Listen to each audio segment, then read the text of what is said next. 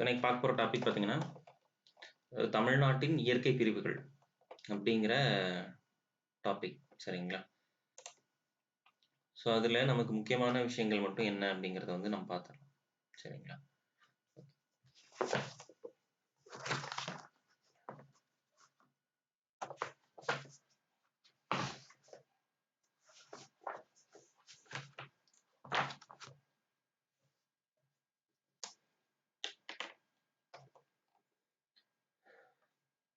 Okay, first பார்த்தீங்கன்னா ஜென்ரலாக புவியியல் வந்து சிறந்த குடிமகனாக விளங்குவதற்காக முதல் படின்னு சொல்கிறாங்க. சரிங்களா? ஸோ நீங்கள் எந்த ஒரு எக்ஸாம்ஸாக இருந்தாலும் சரி,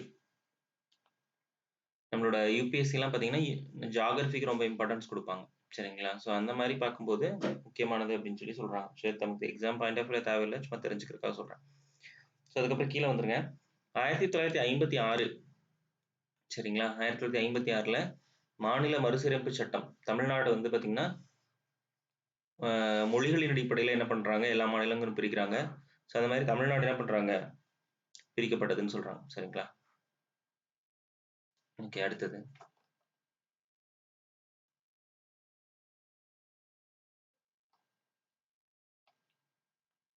தமிழ்நாட்டோட அமைவிடம் தெரியும் எல்லாத்துக்கும், தென்கோடி முனையில் வந்து இருக்குது அப்படின்னு சொல்லிட்டு. சரிங்களா? ஓகே, கீழே இங்கே வந்துருங்க. அடுத்தது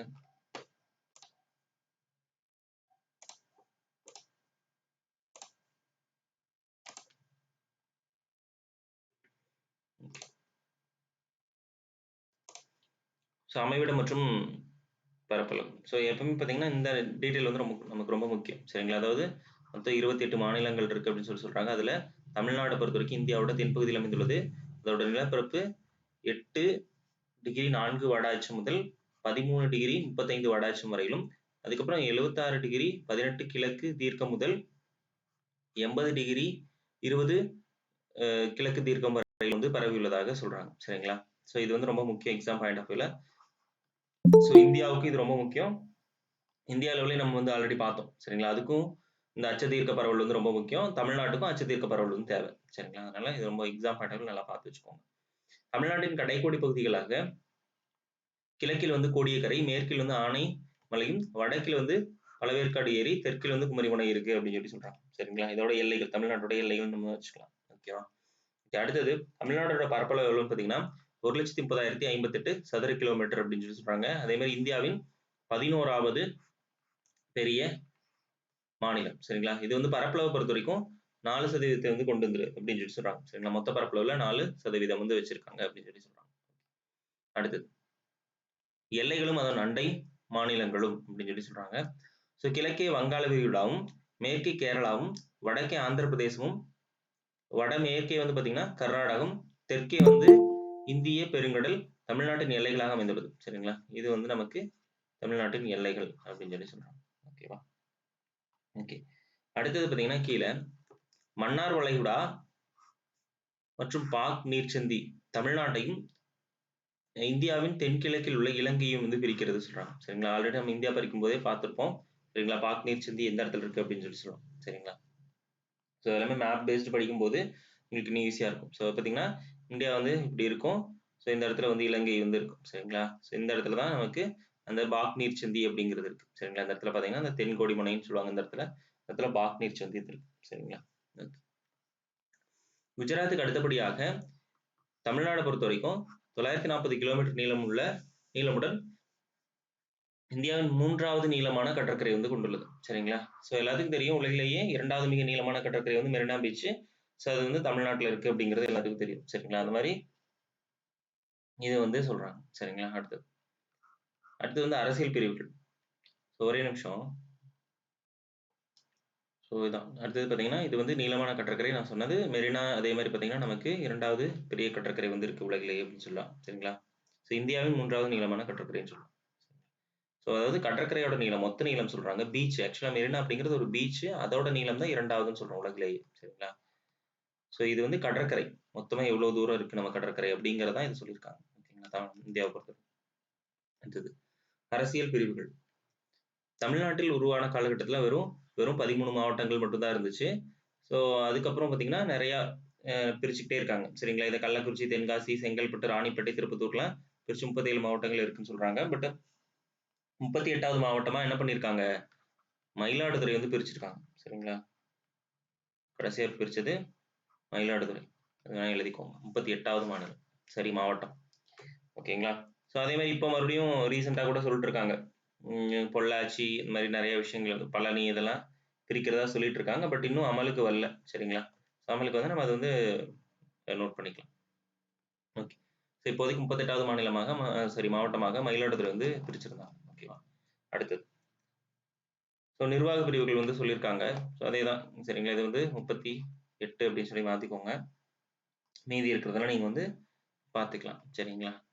ஸோ ஜஸ்ட் வந்து பார்த்தீங்கன்னா, வருவாய் கோட்டங்கள் 76, வட்டங்கள் வந்து 226, பிற்கா வந்து 1127, வருவாய் கிராமங்கள் 16,564, மாநகராட்சிகள் 15, நகராட்சிகள் 125, ஊராட்சி ஒன்றியம் 385, பேரூராட்சி 561, கிராம ஊராட்சிகள் வந்து 12,618, மக்களவை தொகுதிகள் வந்து பார்த்தீங்கன்னா 39. ஸோ நம்ம எப்பவுமே என்ன சொல்லுவாங்க, எல்லா அரசியல் தலைவர்களும் 40 நமதே அப்படின்னு சொல்லி சொல்லுவாங்க. பிளஸ் பாண்டிச்சேரி ஒன்று சேர்த்திப்பாங்க. சரிங்களா? தமிழ்நாடை பொறுத்த வரைக்கும் நமக்கு எவ்வளோ இருக்கு, 39 தான். சரிங்களா? அது வந்து அதெல்லாம் ஞாபகம். அடுத்தது சட்டமன்ற தொகுதிகள் வந்து 234. சரிங்களா? ஸோ இதெல்லாம் ரொம்ப முக்கியமான விஷயங்கள். ஓகேவா? அடுத்தது இதெல்லாம் பொறுத்துக்களை கேட்கலாம். அடுத்தது இயற்கை அமைப்பு. தமிழ்நாட்டின் முக்கிய அமைப்புகளையும் அதன் சிறப்புகளையும் வந்து பார்க்கலாம்னு சொல்லியிருக்காங்க. தீபகற்ப பீடபூமி எனப்படும் தக்கான பீடபூமியில் தமிழ்நாடு அமைந்துள்ளது. சரிங்களா? இப்பகுதி கிரேஸ்டியஸ் காலத்தில் 135 மில்லியன் ஆண்டுகளுக்கு முன்பு பிரிந்து சென்ற கோண்டுவானா நிலப்பகுதியிலிருந்து உருவான ஒரு பகுதியாகவும் சொல்றாங்க. சரி, நம்ம ஆல்ரெடி இது படிக்கும்போது படிச்சோம். அங்காரா, கோண்டுவானா அப்படிங்கிற 2 நிலப்பகுதிகள் பத்தி பார்த்தோம். அதே தான் இங்க சொல்லியிருக்காங்க. சரிங்களா? அதுக்கப்புறம் பார்த்தீங்கன்னா, தமிழ்நாடு பொறுத்த வரைக்கும் நிலத்தோற்றத்தின் அடிப்படையில் மேற்கு தொடர்ச்சி மலை, கிழக்கு தொடர்ச்சி மலை, பீடபூமிகள், கடற்கரை சமவெளிகள், அப்புறம் உள்நாட்டு சமவெளிகள் அப்படின்னு சொல்லிட்டு 5 பெரும்பிரிவுகள் வந்து இருக்கு. எப்படி நம்ம வந்து அங்க வந்து இந்தியாவை பொறுத்த வரைக்கும் இந்த பிரிவுகளா பார்த்தோமோ, சரிங்களா, வடபெரும் சமவெளிகள், அப்புறம் இமயமலை, அந்த மாதிரி நம்ம பார்த்தோமோ, அதே மாதிரி இங்கேயும் வந்து இயற்கை அமைப்புகளை வந்து பார்க்குறோம் பிரிச்சு. சரிங்களா? அதான் இங்க வந்து கொடுத்துருக்காங்க. அடுத்தது வந்து மேற்கு தொடர்ச்சி மலை. மேற்கு தொடர்ச்சி மலை அப்படிங்கிறது பார்த்தீங்கன்னா, வடக்கே நீலகிரி முதல்ல தெற்கே கன்னியாகுமரி வரைக்கும் சுவாமி தோப்பு அப்படிங்கிற இடத்துல உள்ள மருதமலை வரை நீண்டுள்ளது சொல்றாங்க. சரிங்களா? அங்க ஒரு மருதமலை இருக்கு. அந்த மருதமலை வரைக்கும் நமக்கு நீண்டு இருக்குன்னு சொல்றாங்க. ஸோ இம்மலை தோற்றோட உயரம் பார்த்தீங்கன்னா 2000 மீட்டர் முதல் 3000 மீட்டர் வரைக்கும் இருக்கு. ஸோ வேறுபட்டு காணப்படுகிறது சொல்றாங்க. சரிங்களா? ஓகே. அடுத்தது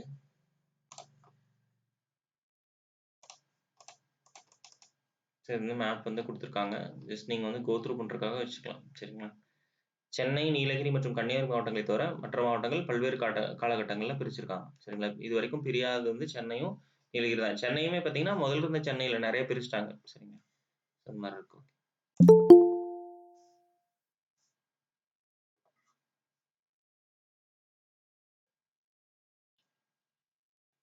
ஓகே, அடுத்தது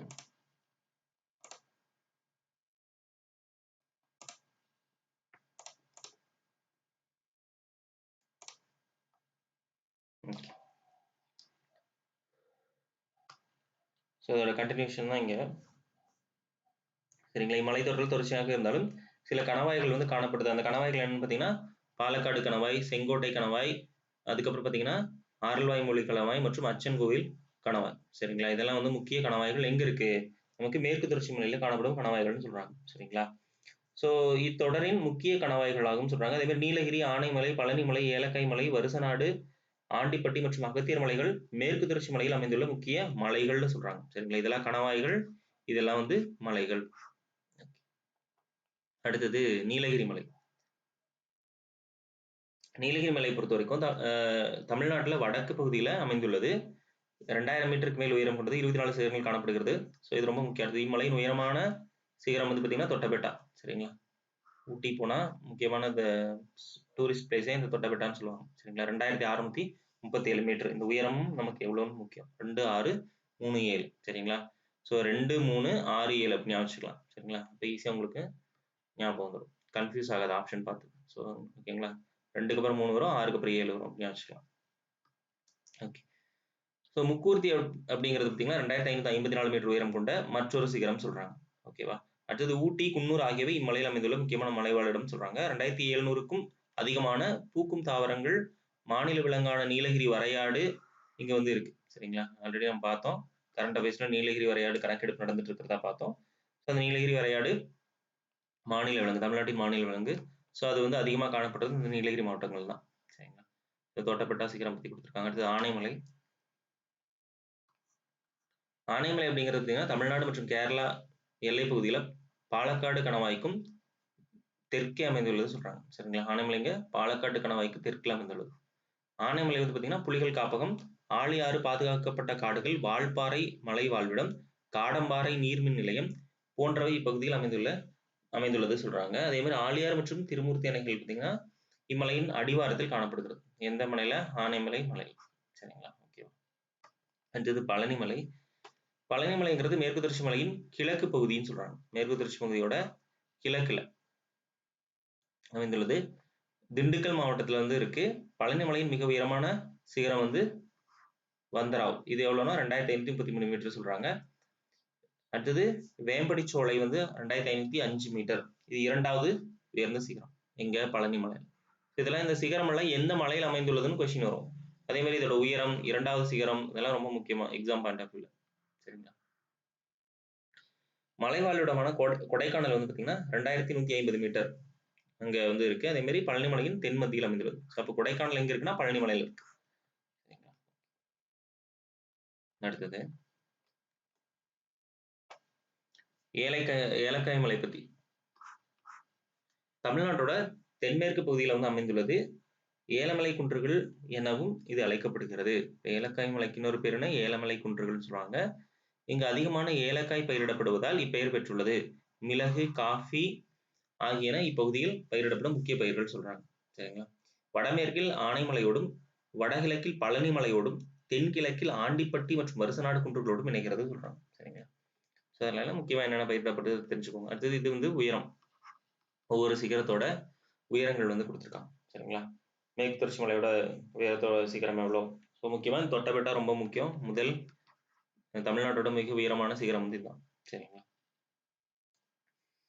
அடுத்தது கீழே வருசநாடு மற்றும் ஆண்டிப்பட்டி மலை குன்றுகள் வந்து கொடுத்துருக்காங்க.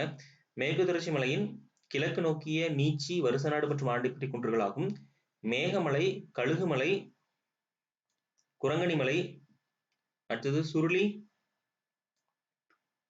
மற்றும் கும்பக்கரை நீர்வீழ்ச்சிகள் ஆகியவை இதெல்லாம் இருக்கு. இம்மலையில் காணப்படுகிறது. இம்மலையின் தெற்கு சரிவில், சரிங்களா? இதோட தெற்கு சரிவில் ஸ்ரீவில்லிபுத்தூர் மலை அணிகள் சரணாலயம் இருக்கு. சரிங்களா? இது வந்து விருதுநகர் மாவட்டம். சரிங்களா? ஸ்ரீவில்லிபுத்தூர் மலை அணில் சரணாலயம் எங்க இருக்குன்னா விருதுநகர் மாவட்டத்தில் அமைந்துள்ளது. வைகை மற்றும் அதன் துணை ஆறுகள் வந்து இப்பகுதியில் வந்து உருவாகிறது. சரிங்களா? அடுத்தது பொதியமலை. பொதியமலையை பொறுத்த வரைக்கும் இம்மலையின் பெரும்பகுதி திருநெல்வேலி மாவட்டத்துல தென் சரிவில் கன்னியாகுமரி மாவட்டத்தில் அமைந்துள்ளது. சிவஜோதி பர்வத், அகத்தியர் மலைகள் மற்றும் தெற்கு கைலாயம் என்ன பல்வேறு பெயர்கள் இதெல்லாமே இதோட வேற ஒரு பெயர்கள். இதெல்லாம் தெரிஞ்சு வச்சுக்கோங்க. கண்டிப்பா இதெல்லாம் கொஸ்டின்ஸ்ல கேட்டிருக்காங்க. தெற்கு கைலாயம். ஓகேவா? ஓகே, நெக்ஸ்ட்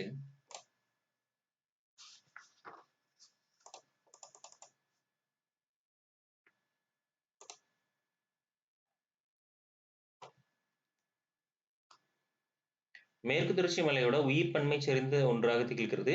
இப்பகுதி வளமான பசுமை மாறா காடுகள் மற்றும் நீர்வீழ்ச்சிகள், பழமையான கோயில்கள் ஆகியவற்றுக்கு புகழ்பெற்றதாகும்.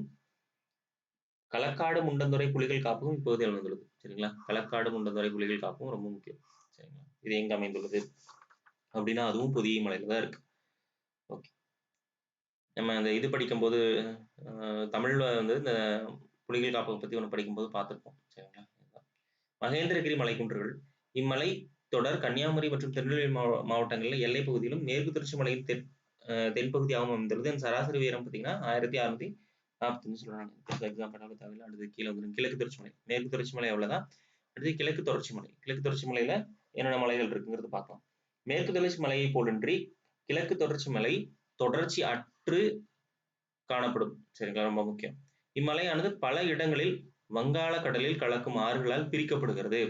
ஏன்னா வங்காள விரிகுடால இந்த ஆறுகள் வழியா தான் போய் தான் இந்த மலை வந்து இடையில தான் போய் தான் நமக்கு என்னது கலக்கும். அதனால தொடர்ச்சியற்று தான் காணப்படும் இந்த மலை பொறுத்த வரைக்கும். இம்மலையின் உயரம் 1100 முதல் 1600 மீட்டர் வரை காணப்படுகிறது. இக்குன்றுகள் பீடபூமி சமவெளியிலிருந்து பிரிக்கிறது. ஜவ்வாது, சேர்வராயன், கல்வராயன், கொல்லிமலை, பச்சைமலை, தமிழ்நாட்டில் உள்ள கிழக்கு தொடர்ச்சி மலையின் முக்கிய குன்றுகள் சொல்றாங்க இதெல்லாம். சரிங்களா? அதே மாதிரி இவைகள் மாநிலத்தின் வட மாவட்டங்கள்ல அமைந்துள்ளது. ஓகேங்களா? ஓகே, ஒவ்வொரு மலையை பத்தியும் இப்போ வந்து பார்க்கலாம். இது ஜவ்வாது. ஜவ்வாது அப்படிங்கிறது கிழக்கு தொடர்ச்சி மலையின் நீட்சியான இம்மலை திருவண்ணாமலை மற்றும் வேலூர் மாவட்டங்கள்ல இருக்கு. இம்மலை பொறுத்த வரைக்கும் இவ்விரண்டு மாவட்டங்களையும் பிரிக்கிறதா இருக்கு ஜவ்வாது மலை. அப்ப இது கேட்பாங்க, திருவண்ணாமலை மாவட்டத்தையும் வேலூர் மாவட்டத்தையும் பிரிக்கும் மலை இது ஜவ்வாது. சரிங்களா? சுமார் 1100 முதல் 1150 மீட்டர் உயரம் வரை பல்வேறு சிகரங்கள் கொண்ட அமைந்துள்ளது. இம்மலையின் மிக உயரமான சிகரம் வந்து மேல்பட்டு. சரிங்களா? இது ரொம்ப எக்ஸாம் பாயிண்ட் ஆஃப் வியூல கேட்டிருக்க கொஸ்டின். சரிங்களா? மேல்பட்டு அப்படிங்கிறது ஜவ்வாது மலையின் மிக உயரமான சிகரம். ஜவ்வாது மலையின் பல பகுதிகள் வந்து நீல நிற சாம்பல் கிரானைட் பாறைகளால் உருவானது. பல்வேறு பழமரங்கள், மருத்துவ மூலிகள், சந்தன மரங்கள் போன்றவை இப்பகுதிக்கு பெயர் பெற்றது. சட்ட விரோதமாக மரப்பட்டது தற்போதைய பகுதியின் சந்தன மரங்கள் அழிக்கப்பட்டு வருதுன்னு சொல்றாங்க. அடுத்தது கல்வராயன் மலை. கல்வராயன் மலை அப்படிங்கிறது, கல்வராயன் என்ற சொல் தற்போது பழங்குடியினரின் பண்டைய கால பெயரான கரளர் என்ற சொல்லிலிருந்து பெறப்பட்டது. தமிழ்நாட்டில் உள்ள கிழக்கு தொடர்ச்சி மலைகளில் ஒரு முக்கியமான மலைனா கல்வராயன் மலை தான் சொல்றாங்க. இம்மலை ஜவ்வாது மற்றும் சேர்வராயன் மலைகள் இணைந்து காவிரி மற்றும் பாலாறு ஆகியவற்றின் ஆற்று வடிநில பகுதியில் பிரிக்கிறது சொல்றாங்க. சரிங்களா? காவிரியும் பாலாறும் அந்த ஆற்று வடிநில பகுதியை பிரிக்கிறது தான் இந்த இருக்குன்னு சொல்றாங்க இந்த மலை, சேர்வராயன் மலை. சரி, கல்வராயன் மலை. சரிங்களா? ஓகே, அடுத்தது இம்மலையோட உயரம் பார்த்தீங்கன்னா 600ல இருந்து 1200 வரைக்கும் 1220 வரைக்கும் இருக்குன்னு சொல்லியிருக்காங்க. சரிங்களா? அடுத்தது நம்ம பார்க்க போகிறது சேர்வராயன் மலை. ஸோ இதை பொறுத்த வரைக்கும் 1200லேருந்து 1600 மீட்டர் இதெல்லாம் நமக்கு எக்ஸாம் பாயிண்ட் கீழே வந்துருங்க. ஓகேங்களா? சேலம் நகருக்கு அருகே வந்து அமைந்துள்ளது. சரிங்களா? சேர்வராயன் மலை, அதான் சேலம்னு பேர் வச்சிருக்கும். சரிங்களா? அதுக்கப்புறம் இம்மலையின் பெயரானது உள்ளூர் தெய்வமான சேர்வராயன் என்ற பெயரிலிருந்து வந்ததாகவும் சொல்றாங்க. உள்ளூர் தெய்வம் பேர் என்ன? சேர்வராயன் என்ற பெயரிலிருந்து வந்தது.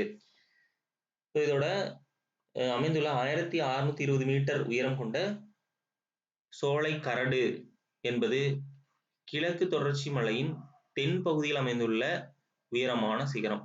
சரிங்களா? ரொம்ப முக்கியம் இந்த சோலை கரடுங்கிறது. அதே மாதிரி ஏழைகளின் ஊட்டி என்று அழைக்கப்படும் ஏற்காடு மலைவாழிடம் இம்மலையில் அமைந்துள்ளது, சேர்வராயன் மலையில. சரிங்களா? ஸோ இங்குள்ள சேர்வராயன் கோவில் உயரமான பகுதி வந்து பார்த்தீங்கன்னா 1623 மீட்டர் சொல்றாங்க. சரிங்களா? ஸோ இதான் சேர்வராயன் மலை. ஸோ ரொம்ப முக்கியம் இந்த சோலை கரடுங்கிறது, ஏழைகள் ஊட்டி, ஏற்காடு, இதெல்லாம் ரொம்ப முக்கியம் எங்க அமைந்திருக்கு அப்படிங்கிறதெல்லாம். ஸோ இது வந்து பார்த்தீங்கன்னா கிழக்கு தொடர்ச்சி மலையில உயரமான சிகரம். அது வந்து பார்த்தீங்கன்னா சேர்வராயன் மலை தான்.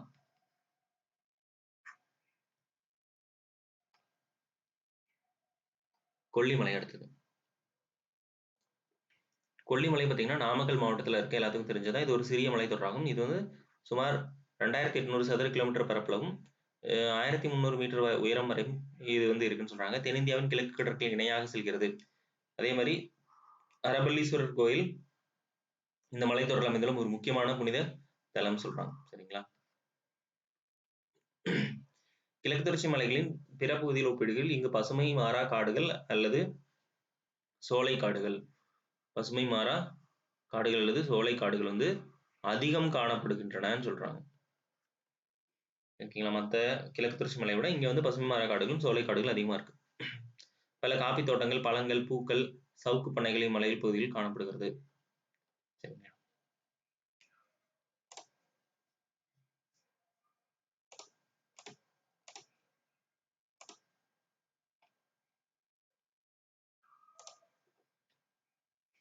அடுத்தது பச்சைமலை.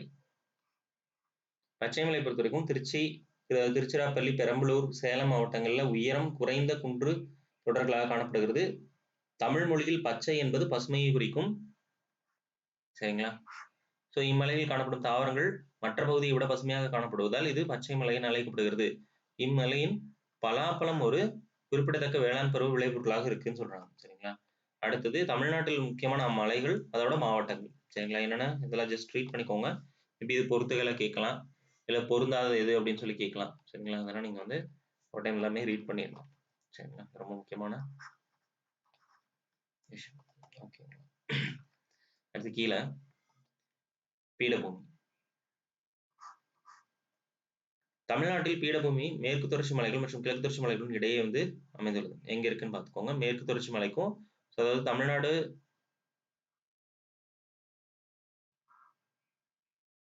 மேப் இப்படிதான் இருக்கும். சரிங்களா? இது வந்து இப்படி வந்து இது வந்து இந்தியா மேப்பு, இது வந்து கேரளா இப்படி போயிடும். சரிங்களா?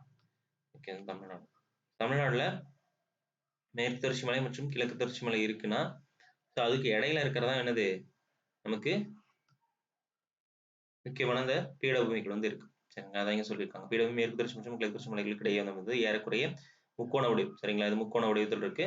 கிட்டத்தட்ட 60,000 சதுர கிலோமீட்டர் பரப்பளவை கொண்டுள்ளது. சரிங்களா? தமிழ்நாட்டோட மொத்த பரப்பளவுனா 1,00,000 எவ்வளவு பார்த்தோம்? 1,30,058 வந்து பார்த்தோம். சரிங்களா? ஸோ அதுல கிட்டத்தட்ட பாதி தான் இந்த பீடபூமிகள் இருக்கு அப்படின்னு சொல்லி சொன்னோம். ஓகேவா? அடுத்து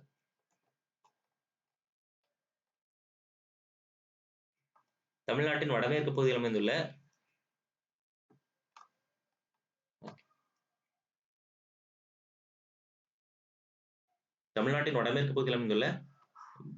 பாரமகால் பீடபூமியானது மைசூர் பீடபூமியின் ஒரு பகுதியாகும். இதன் உயரம் சுமார் 350 மீட்டர்லிருந்து 710 மீட்டர் உயரம் காணப்படுகிறது. ஸோ இந்த பீடபூமி தருமபுரி மற்றும் கிருஷ்ணகிரி மாவட்டங்களில் அமைந்துள்ளது. சரிங்களா? பாரமகால் பீடபூமி வந்து தமிழ்நாட்டின் வட மேற்கு பகுதியில் அமைந்துள்ள பாரமகால் பீடபூமி. சரிங்களா?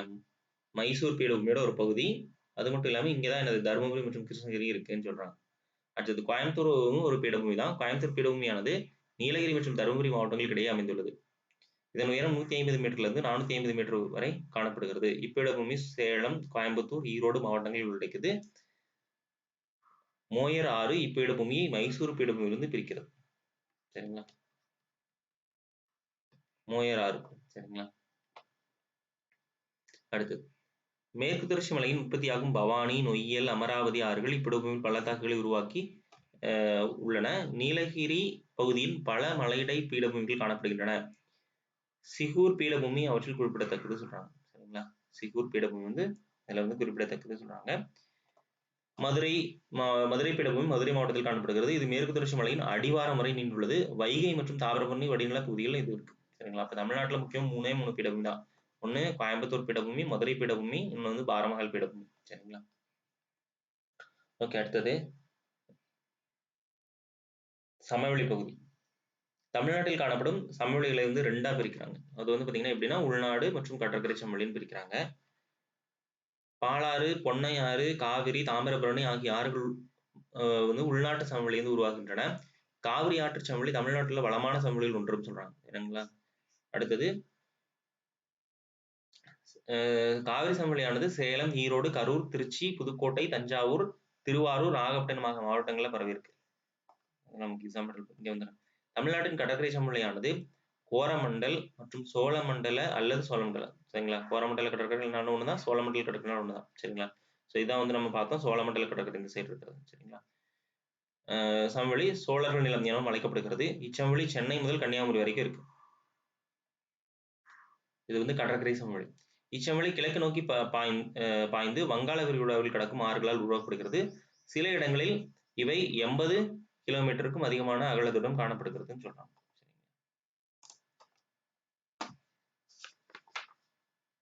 தமிழ்நாட்டோட இயற்கை அமைப்பு பத்தி ஒரு மேப் கொடுத்துருக்காங்க. ஸோ நம்ம இந்த பிளேசஸ் எல்லாம் படிக்கிற பிளேஸ் எல்லாம் எங்க இருக்குங்கிறதுக்காக நம்ம இதை வேணா செக் பண்ணிக்கலாம். சரிங்களா?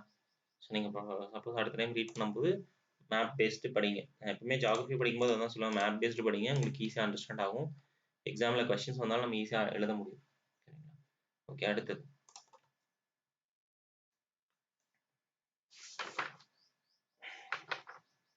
இது ஒரு உயரமான கடற்கரை என்றாலும் சில பகுதிகளில் கடலில் மூழ்கியுள்ளன. ராமநாதபுரம், தூத்துக்குடி மாவட்டங்கள்ல கடற்கரையோரங்கள்ல உருவாக்கப்பட்ட மணல் குன்றுகள் தேரி என்று அழைக்கப்படுகின்றன. சரிங்களா? ராமநாதபுரம் மற்றும் தூத்துக்குடி மாவட்டங்களில் கடற்கரையோரங்கள் உருவாக்கப்படும் மணல் குன்று தேரி என்று அழைக்கப்படுகிறது. கிழக்கு கடற்கரை சமவெளி பகுதியில் உள்ள மன்னார் வளைகுடாவில் பவளப்பாறைகள் காணப்படுகின்றன. சரிங்களா? இதெல்லாம் ரொம்ப முக்கியம். கீழே வந்துருங்க. கடற்கரைகள்.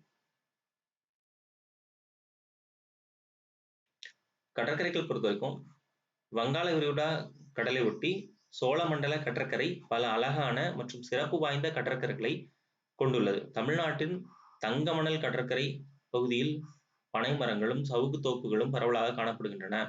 சென்னையின் மெரினா மற்றும் எலியாட் கடற்கரைகள், அதாவது கோவளம், எலியாட் கடற்கரைகளும் கோவளம் கடற்கரைகளும் மற்றும் வெள்ளி கடற்கரை கடலூர் மாவட்டம், இதெல்லாம் பார்த்தீங்கன்னா புகழ்பெற்ற தமிழக கடற்கரை சொல்றோம். சரிங்களா? இதெல்லாமே நமக்கு எல்லாமே கேள்விப்பட்ட ஃபேமஸான நேம்ஸ் தான். ஓகே, அடுத்தது வடிகால் அமைப்பு. வடிகால் அமைப்பு பொறுத்த வரைக்கும் ஆறுகள் தமிழ்நாட்டின் உயிர் நாடி சொல்றோம். சரிங்களா? ஆறுகள் வந்து நம்ம தமிழ்நாட்டோட உயிர் நாடி. தமிழ்நாட்டில் பல ஆறுகள் காணப்பட்டாலும் காவிரி, பாலாறு, பொன்னை, வைகை, தாமிரபரணி போன்ற ஆறுகள் குறிப்பிடத்தக்கவை ஆகும். தமிழ்நாட்டுல பெரும்பாலான ஆறுகள் மேற்கு தொடர்ச்சி மலையில, சரிங்களா, மேற்கு தொடர்ச்சி மலையில உற்பத்தியாகி கிழக்கு நோக்கி பாய்ந்து வங்காள விரிகுடாவில் வந்து கலக்கிறது. சரிங்களா? எப்பவுமே தமிழ்நாடு பொறுத்த வரைக்கும் இப்படி இந்த சைடு உற்பத்தியாகி இப்படி போய் வங்காள விரிகுடா கலக்கிறதா ஆறுகள் இருக்கும். சரிங்களா? தாமிரபரணி ஆற்றை தவிர மற்ற ஆறுகள் அனைத்தும் வற்றும் ஆறுகள். ரொம்ப முக்கியம். தாமிரபரணி ஆறு தான் தமிழ்நாடை பொறுத்த வரைக்கும் வற்றாத ஆறு. சரிங்களா? எப்பவுமே வந்து அது வந்து நீர் வந்து போயிட்டே இருக்கும்னு சொல்லுவாங்க. ஏன்னா அது வந்து அதை பொறுத்த வரைக்கும் மேற்கு தொடர்ச்சி, அதாவது தென்மேற்கு பருவக்காற்று காலங்களையும் அதுக்கு வந்து மழைப்பொழிவுனால வந்து அந்த ஆறுக்கு வந்து தண்ணி கிடைக்கும். வடகிழக்கு பருவக்காற்றுனாலையும் அந்த ஆறுக்கு வந்து தண்ணி கிடைக்கும். அதனாலதான் அது வந்து 2 பருவங்கள்லையுமே பார்த்தீங்கன்னா மழை வந்து அதுக்கு கிடைக்கிறதுனால அது வந்து வற்றாத ஆறா வந்து இருக்கு. சரிங்களா? தாமிரபரணி பொறுத்த வரைக்கும் தென்மேற்கு மற்றும் வடகிழக்கு ஆகிய 2 பருவமழை காலங்களிலும் மழை பெறுவதால் அது வற்றாத ஆறாக உள்ளது. அதேதான் நான் சொன்ன பாயிண்ட் கொடுத்திருக்காங்க. அடுத்தது காவிரி. காவிரி ஆறு கர்நாடக மாநிலத்துல இதெல்லாம் உற்பத்தி ஆகிற இடம்லாம் ரொம்ப முக்கியம். கர்நாடக மாநிலத்துல என்ன முக்கியமான தமிழ்நாடை பொறுத்த வரைக்கும் முக்கியமானது கரண்ட் அஃபேர்ஸ்ல அடிக்கடி காவிரி பத்தி பிரச்சனை இதெல்லாம் போயிட்டு இருக்கும். அதனால இதெல்லாம் நீங்க எங்க உற்பத்தி ஆகுதுங்களா தெரிஞ்சுக்கணும். காவிரி ஆறு கர்நாடக மாநிலத்துல கூர்க் மாவட்டத்துல மேற்கு தொடர்ச்சி மலையில பிரம்மகிரி குன்றுகள்ல தலைக்காவேரி என்னும் இடத்தில் உற்பத்தி ஆகிறது. சரிங்களா? 850 கிலோமீட்டர் வந்து நீளத்திற்கு பாய்கிறது. இதில் 416 கிலோமீட்டர் வந்து நீளத்திற்கு தமிழ்நாட்டுல மட்டும் பாயும். சரிங்களா? இதோட மொத்த நீளம் 850 இருந்தாலும் தமிழ்நாட்டுல வெறும் 416 கிலோமீட்டர் தான் பாயுது. இது கர்நாடகா மற்றும் தமிழ்நாடு ஆகியவற்றுக்கு இடையே சுமார் 64 கிலோமீட்டர் தூரத்திற்கு எல்லையாகவும் இருக்கு. தருமபுரி மாவட்டத்துல ஒகேனக்கல் என்னும் இடத்தில் நீர்வீழ்ச்சி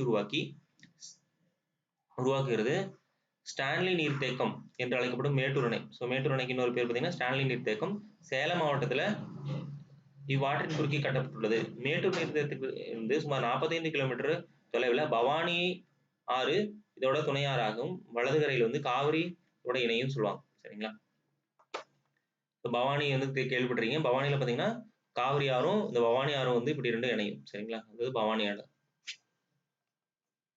அடுத்தது மறுபடியும் கொஞ்சம் தூரம் போய் மறுபடியும் கிழக்கு நோக்கி பாய்ந்து தமிழ்நாட்டின் சமவெளி பகுதியில் நுழைகிறது. கரூரில் இருந்து 10 கிலோமீட்டர் தொலைவில் திருமுக்கூடல் சொல்லுவாங்க.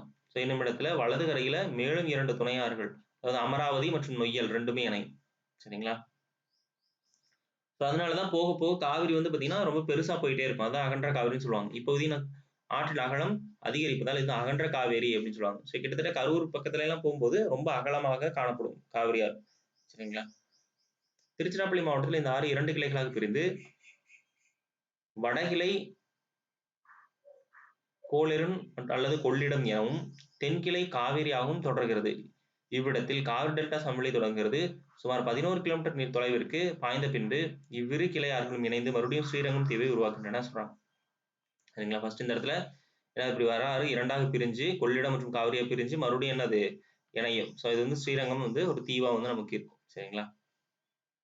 மறுபடியும் அந்த ஆறுகள் வந்து அதோட போக்கு வந்து போயிட்டு இருக்கும். சரிங்களா? இதான் வந்து நமக்கு என்ன சொல்றாங்க, ஸ்ரீரங்கம்.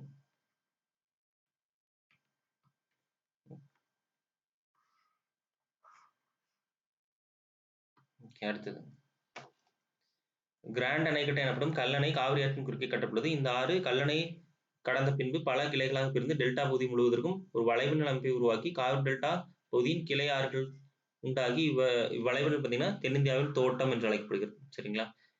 பின்னர் கடலூருக்கு தெற்கே வந்து வங்கக்கடல் வந்து இது வந்து கலக்கும். இதுதான் காவிரி பத்தி. அடுத்தது பாம்பன், முயல்தீவு, குருசடை, நல்லகண்ணி தீவு, புள்ளிவாசல், ஸ்ரீரங்கம், உப்புத்தண்ணி தீவு, தீவு திட்டல், காட்டுப்பள்ளி தீவு, குவிப்பில் தீவு மற்றும் விவேகானந்தர் நினைவு பாறை ஆகியவை தமிழ்நாட்டின் முக்கிய தீவுகளாகும். சரிங்களா? இதெல்லாம் பொருந்தாத இது அப்படின்னு சொல்லி கேட்கலாம். ஜஸ்ட் ஒரு டைம் ரீட் பண்ணிக்கோங்க. அடுத்தது பாலாறு பத்தி பார்க்கலாம். பாலாறு பொறுத்த வரைக்கும் கர்நாடக மாவட்டத்துல கோலார் மாவட்டத்துல இருக்கு. சரிங்களா?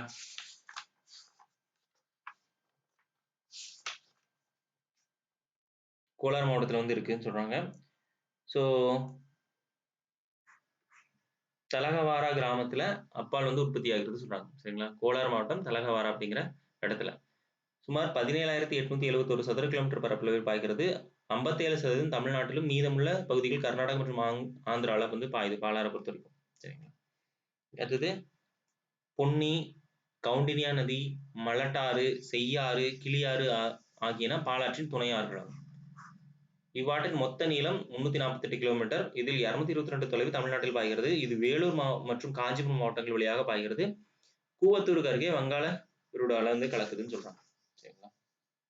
அடுத்தது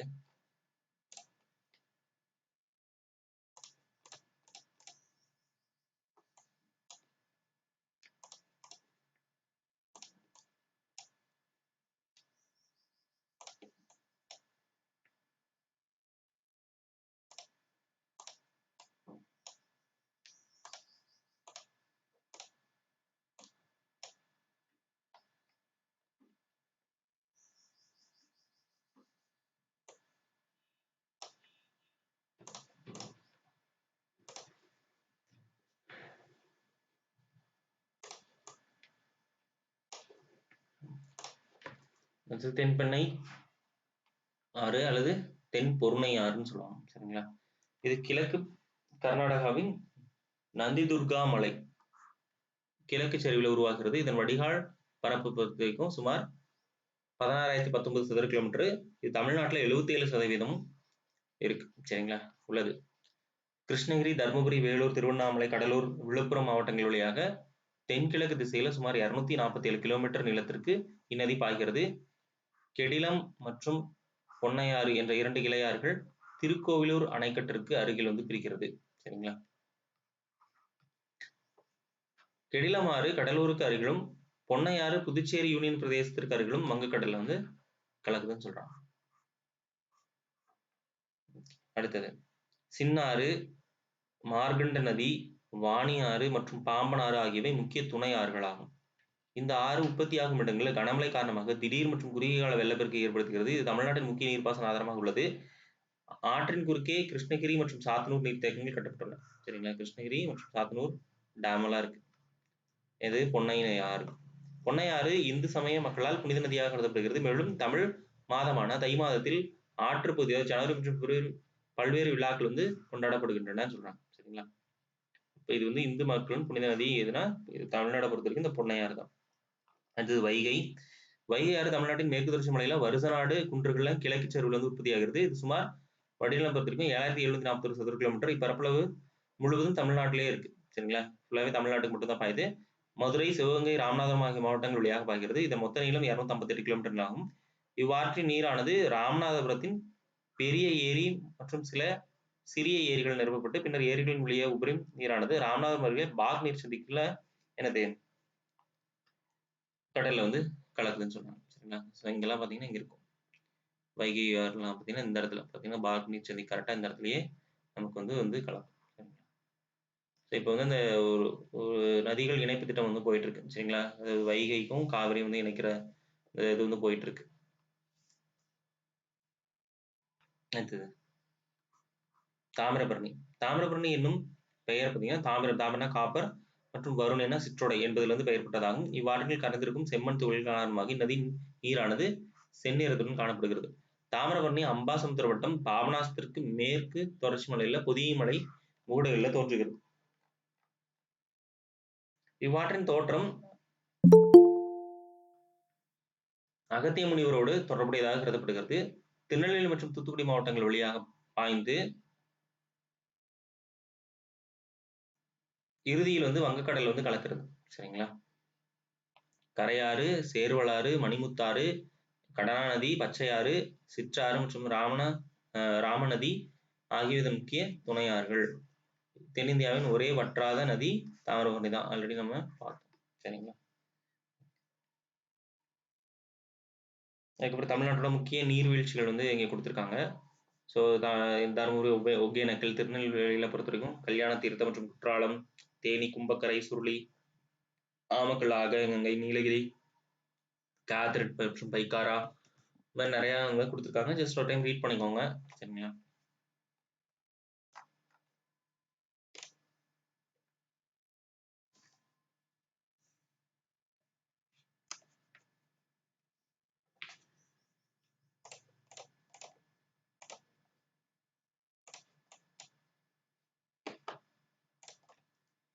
அடுத்தது வந்து நம்ம பார்க்க போகிறது காலநிலை.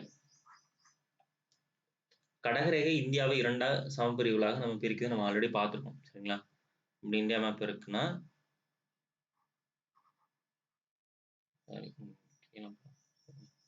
எப்படி இருக்குன்னா கடகரேகை வந்து இந்தியா வந்து இப்படி 2 பிரிக்கும். சரிங்களா? இது வந்து வட இந்தியா, இது தென் இந்தியா அப்படின்னு சொல்லி 2 நமக்கு பிரிக்கும். சரிங்களா? ஸோ அதான் இங்கே சொல்லியிருக்காங்க.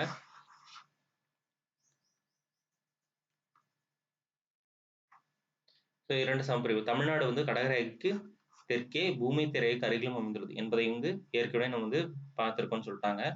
சரிங்களா? சூரியன் செங்குத்து கதிர்களால் வெப்பநிலை ஆண்டு முழுவதும் அதிக அளவில் வந்து காணப்படுவதால் தமிழ்நாடு வெப்பமண்டல காலநிலை மண்டலத்துக்கு அமைந்துள்ளதால் கிழக்கு கடற்கரை பகுதியில் வெப்பமண்டல கடல் காலநிலையை பெறுகிறது.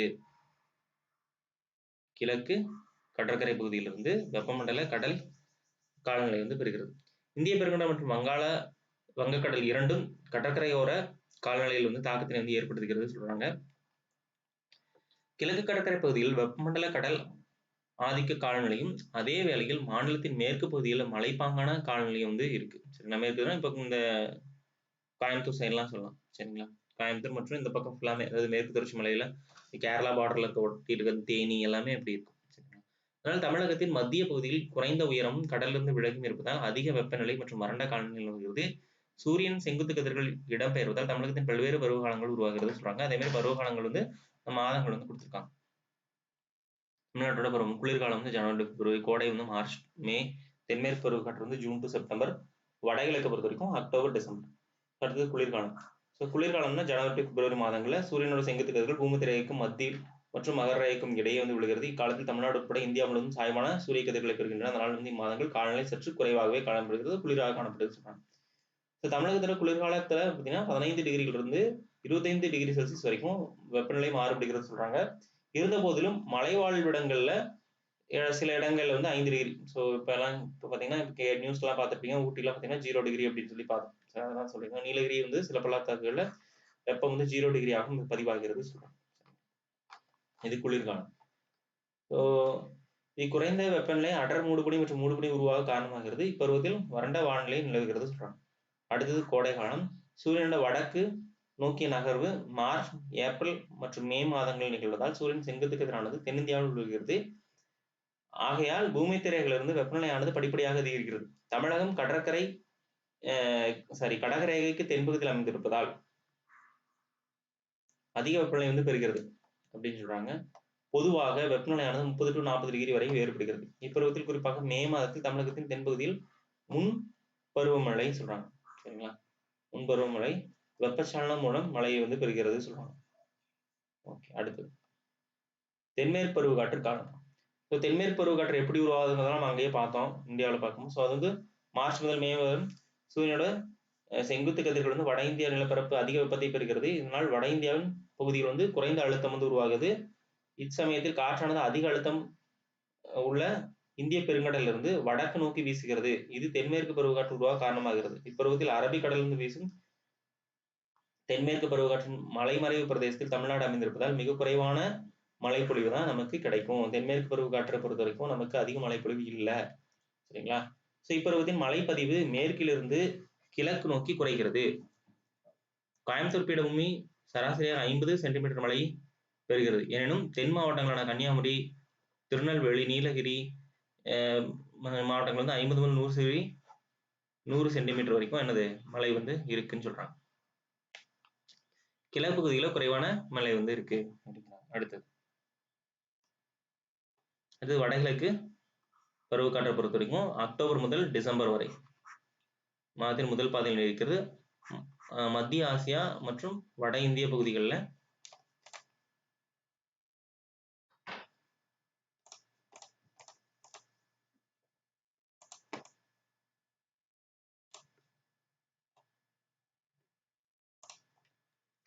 உருவாகும் அதிக அழுத்தம் வடகிழக்கு பருவக்காற்று உருவாக காரணமாகிறது. இப்பருவத்தில் சூரியன் வந்து கடகரேகையிலிருந்து மகர ரேகைக்கு செல்வதால் வெப்பநிலை மற்றும் காற்றழுத்தத்தில் பெரும் மாற்றத்தை ஏற்படுத்துகிறது. இதனால் வட இந்தியாவிலிருந்து வங்கக்கடலை நோக்கி ஆல்ரெடி பார்த்தோம். சரிங்களா? ஸோ அந்த தமிழ்நாடு இப்படி இருக்குன்னா இங்கிருந்து நமக்கு என்னது இப்படி காற்று வந்து வீசும். சரிங்களா? வீசி மறுபடியும் இங்க வந்து உள்ள வரும். இதனால் வந்து வட இந்தியாவிலிருந்து வங்கக்கடல் நோக்கி காற்று வீசுகிறது. கொரியாலிஸ் விசை இது ரொம்ப முக்கியம். கொரியாலிஸ் விசை காரணமாக பூமியின் சுழற்சி விசைன்னு சொல்லுவாங்க. திசை வந்து விளக்கப்பட்டு வட கிழக்கு திசையிலிருந்து வீசுகிறது. ஆகையால் இக்காற்று வடகிழக்கு பருவக்காற்று என்று அழைக்கப்படுகிறது.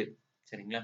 வடகிழக்கு பருவக்காற்றான திரும்பி வரும் தென்மேற்கு பருவக்காற்றின் ஒரு பகுதியால் இக்காற்றை பின்னடையும் பருவக்காற்றுன்னு சொல்லுவாங்க. சரிங்களா? அதாவது நம்ம முதல் பார்த்த மாதிரி ஜூன் மாதம் ஆரம்பிச்சு அக்டோபர் மாதம் வரைக்கும் என்ன பண்ணும், நமக்கு தென்மேற்கு பருவக்காற்று வந்து வீசி எது வரைக்கும் போகும்னா அந்த இமயமலையோட இந்த சரிவுகள் வரைக்கும் போகும்னு சொல்லுவோம். ஸோ அதனால மறுபடியும் இங்க வந்து வெப்பநிலை ஜாஸ்தியா இருந்தனால இங்க வந்து குறைந்த காற்றழுத்தம் உருவனால அந்த காற்று தான் மறுபடியும் திரும்பி வர்றதுனால தான் என்ன சொல்லுவாங்க, இதை வந்து பின்னடையும் பருவக்காற்று அப்படிங்கிறத இங்க வந்து சொல்றாங்க. ஓகேவா?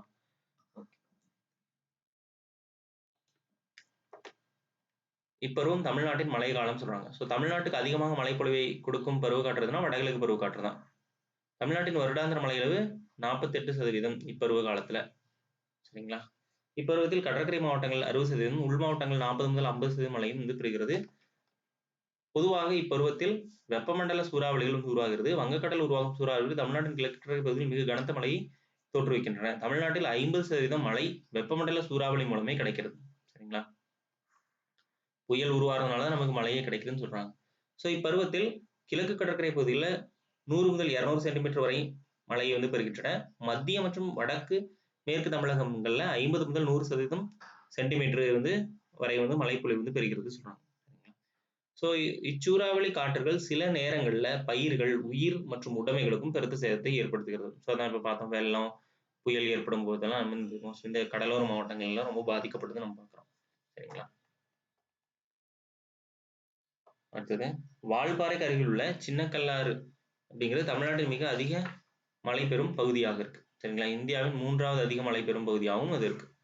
ஸோ எப்பவுமே வால்பாறை வந்து ரொம்ப அதிகமான மழை தமிழ்நாடை பொறுத்த வரைக்கும் கிடைக்கும்னு சொல்றாங்க. சரிங்களா? இது சின்னக்கல்லாறு அப்படிங்கிற இடம். ஓகே, இப்போ வரைக்கும் இயற்கை அமைப்புகள் பார்த்தோம். அடுத்து தமிழ்நாட்டோட மண் வகைகள் வந்து பார்க்கலாம். சரிங்களா? ஸோ ஆல்ரெடி எல்லாத்துக்கும் தெரிஞ்சதுதான். தமிழ்நாடை பொறுத்த வரைக்கும் என்னது, மண் வகைகளை வந்து 5 பிரிவா பிரிச்சிருக்காங்க. சரிங்களா? அது வந்து வண்டல், கரிசல், செம்மண், சரளை மற்றும் உவர்மண் அப்படின்னு சொல்லி 5ஆ பிரிச்சிருக்காங்க. சரிங்களா? ஸோ அது ஜஸ்ட் ஒரு டைம் ரீட் பண்ணிக்கோங்க. இது பெருசா எக்ஸாம் பாயிண்ட் ஆஃப்ல இல்லை, நமக்கு எல்லாமே அங்கே பார்த்துருப்போம். அதாவது இந்தியாவை பற்றி படிக்கும்போது இந்த மண்ணோட தன்மை அது எப்படி இருக்கும் அப்படிங்கிறது, அதோட பரவல் எல்லாம் பார்த்தோம். ஸோ இதை பொறுத்த வரைக்கும் தமிழ்நாட்டுக்குள்ள எங்கெங்க இருக்கு அப்படிங்கிறத மட்டும் நீங்க தெரிஞ்சுக்கிட்டா போதுமானது. வண்டல் மண். ஸோ வண்டல் மண் அப்படிங்கிறது ஆறுகளால் படி வைக்கப்படும் மண் தான் நமக்கு தெரியும். தமிழ்நாட்டோட ஆற்று பள்ளத்தாக்கு மற்றும் கடற்கரையோர பகுதிகளில் காணப்படுகிறது.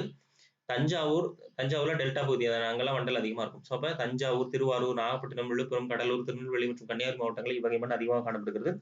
சில உள் மாவட்டங்கள்ல ஆற்று பள்ளத்தாக்கு பகுதிகளும் இது காணப்படுதுன்னு சொல்றாங்க. அடுத்தது கரிசல். கரிசல் அப்படிங்கிறது தீப்பாறைகள் சிதைவுடையதால் உருவாகிற மண். இது வந்து ரீகர் மண், அதாவது ரீகர் சாயல் அல்லது பருத்தி மண் எல்லாமே சொல்லுவாங்க. சரிங்களா? ரீகர் சாயல்னால இதுதான். அதுக்கப்புறம் வந்து இங்க வந்து பருத்தி வளர்வதால் இது பருத்தி மண் சொல்லுவாங்க. சரிங்களா? பருத்தி மண் என்றும் அழைக்கப்படுகிறது. கோயம்புத்தூர், மதுரை, விருதுநகர், திருநெல்வேலி, தூத்துக்குடி மாவட்டங்களில் இது வந்து காணப்படுகிறது கரிசல். அந்த கரிசல் இலக்கியம்னு ஒண்ணு இருக்கே, அதாவது தென் மாவட்டங்களான விருதுநகர், தூத்துக்குடி, திருநெல்வேலி எல்லாம் கரிசல் வந்து அதிகமா இருக்கும். கோயம்புத்தூர், மதுரையும் இருக்கும். சரிங்களா? அடுத்தது செம்மண். தமிழ்நாட்டின் மொத்த பரப்பளவு சுமார் 2 பங்கு. அப்ப தமிழ்நாட்டில் அதிகமாக காணப்படும் மண் எதுனா செம்மண் தான். சரிங்களா? அதிகம் காணப்படும் மண் செம்மண். இவை குறிப்பாக மாநிலத்தின் மத்திய மாவட்டங்களில் காணப்படுகிறது. இம்மண் வந்து சிவகங்கை மற்றும் நாமக்கல் மாவட்டங்கள் அதிகம் காணப்படுகிறது. அடுத்தது சரளை. சரளை மண்ணானது அதிக அளவில் கரைந்துள்ள சத்துக்கள் மற்றும் அடித்து செல்லப்படுவதில் உருவாகிறது. இது வளமற்ற மண். காஞ்சிபுரம், எல்லாமே சென்னை கிட்ட, காஞ்சிபுரம், திருவள்ளூர், தஞ்சாவூர் மாவட்டங்களில் சில பகுதிகளும், நீலகிரி மலையின் சில பகுதியிலும் காணப்படுகிறது. அடுத்து உவர்மண். உவர்மண் பொறுத்த வரைக்கும் சோழமண்டல கடற்கரை பகுதியில் காணப்படுகிறது. இம்மண் காணப்படுகிறது. வேதாரண்யம் பகுதியில் குறிப்பிடத்தக்க அளவில் வந்து உவர்மண் காணப்படுகிறது சொல்றாங்க. டிசம்பர் 26, 2004 ஏற்பட்ட சுனாமி அலைகள் அதிக அளவு மணல் படிவுகளை தமிழக கடற்கரையில் படிய வைத்துள்ளன. இதனால் கடற்கரையின் சில பகுதியில் பயிரிட உகந்ததாக இல்லைன்னு சொல்றாங்க. சரிங்களா?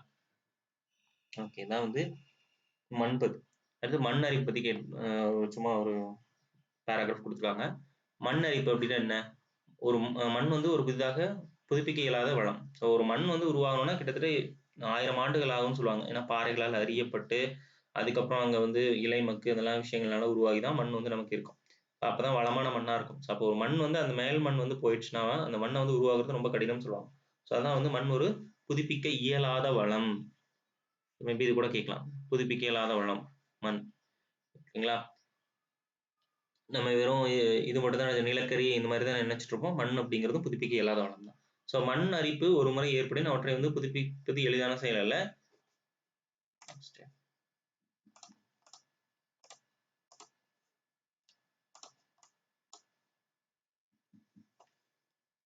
ஸோ மண்ணிலை பருத்தது பார்த்தீங்கன்னா அதிக மேய்ப்பு, நகரமயமாதல், அதிக மழைப்பொழிவு ஆகியவை மண்ணரிப்பின் முக்கிய காரணங்களாகும்.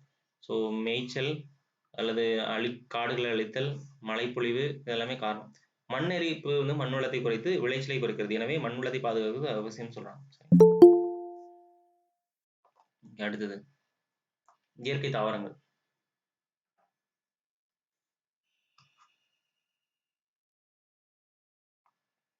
இயற்கை தாவரங்கள் பொறுத்த வரைக்கும் புவியியல்ல வந்து பார்த்தீங்கன்னா புவியில் வந்து வளரும் தாவரங்களின் தொகுப்பு சொல்றாங்க.